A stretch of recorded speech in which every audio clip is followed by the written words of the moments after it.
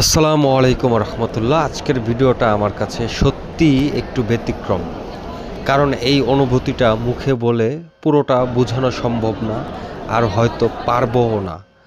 আল্লাহ পাক যখন আমাকে পবিত্র হারামে পার্ট টাইম খেদমতের সুযোগ দিলেন, তারপর থেকে হারাম শরীফের যে কোনো স্থানে প্রয়োজন অনুযায়ী যখন তখন যাওয়ার যে নিয়ামত, সেটা একেবারেই আল্লাহর বিশেষ দয়া। এই মুহূর্তে আমি অবস্থান করছি সাফা মারোয়াতে।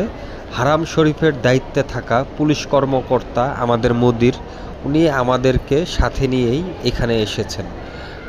এখানকার বিভিন্ন বিষয় চেক করা হচ্ছে, আর সহযোগী হিসাবে আমাদেরকে সাথে রাখা হয়েছে।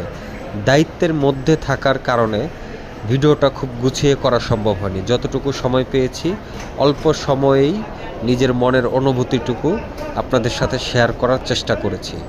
সবাই আমার জন্য দোয়া করবেন, আর তাওয়াফের ফেসবুক পেজটি ফলো দিয়ে রাখবেন, এবং মক্কা মদিনার বিভিন্ন তথ্য ইনশাল্লাহ আপনাদেরকে দেওয়ার জন্য তাওয়াফ পেজটি আপনাদের জন্য যথেষ্ট হবে বলে আশা করছি ইনশাল্লাহ। সবাই ভালো থাকবেন। আল্লাহ হাফেজ।